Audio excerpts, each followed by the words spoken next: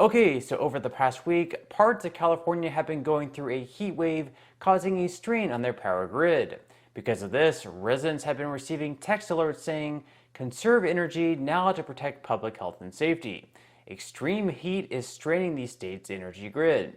Power interruptions may occur unless you take action. Turn off or reduce non-essential power if health allows, now until 9 p.m. Governor Gavin Newsom, who many Democrats say should be the next president after Joe Biden, tweeted, "California is experiencing an unprecedented heat wave. This will be the hottest and longest on record for September. Our energy grid is being pushed to its max. The risk of outages is real. We need everyone to double down to save energy after 4 p.m. today." California and many other western states are experiencing simply unprecedented temperatures. In fact, this heat wave is on track to be both the hottest and the longest on record for the state and many parts of the West for the month of September. Californians, you've stepped up to help in a big way to keep the lights on so far, but we're heading to the worst part of this heat wave, and the risk for outages is real and it's immediate. These triple-digit temperatures throughout much of our state are leading, not surprisingly, to record demand on the energy grid. Everyone has to do their part to help step up for just a few more days. Individuals, the state, industries, business, all doing their part to help reduce strain on the grid. Now, here's specifically what you can do. In the early morning hours, particularly tomorrow and the next day or so, pre-cool your home. Run your air conditioning earlier in the day when more power is available. And we encourage you to close your windows and blinds to keep your home cool as well.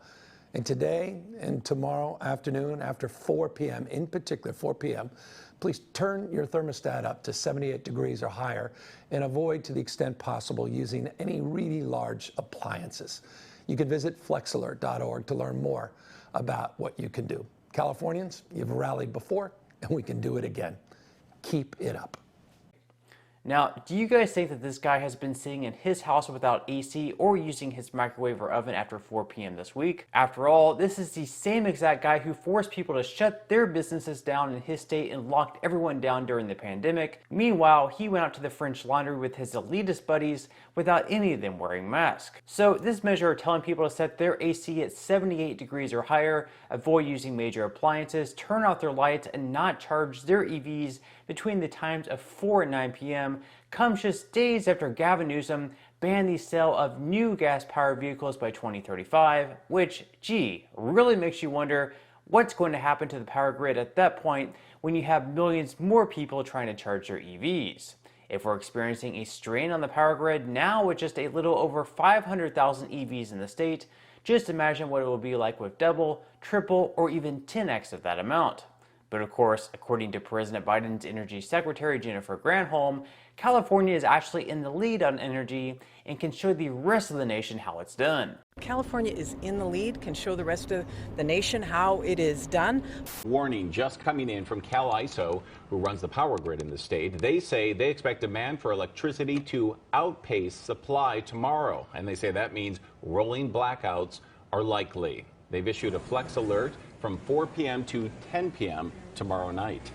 And during the flex alert, again, you are asked to set your thermostat to 78 degrees or higher, avoid using major appliances, and turn off all unnecessary lights. If California is showing us how it's done and is in the lead on energy, I certainly don't want to be in first.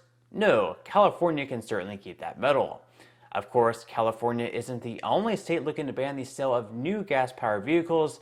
This is something that we may soon see spread to some other states throughout our nation, as Ohio Democrat and Senate hopeful Tim Ryan back in 2019 said, "If we're waiting for 2040 to get rid of gas-powered vehicles, we're doing something terribly wrong." We don't have to wait till 2050. The way things are moving, you know, Senator Sanders and I got into this on the floor or on the debate a little bit. He was like banning gas cars in 2040, and in my mind, in all honesty, it's like, okay, great, whatever, but like if we're waiting for 2040 to get rid of gas vehicles, like we're doing something terribly wrong.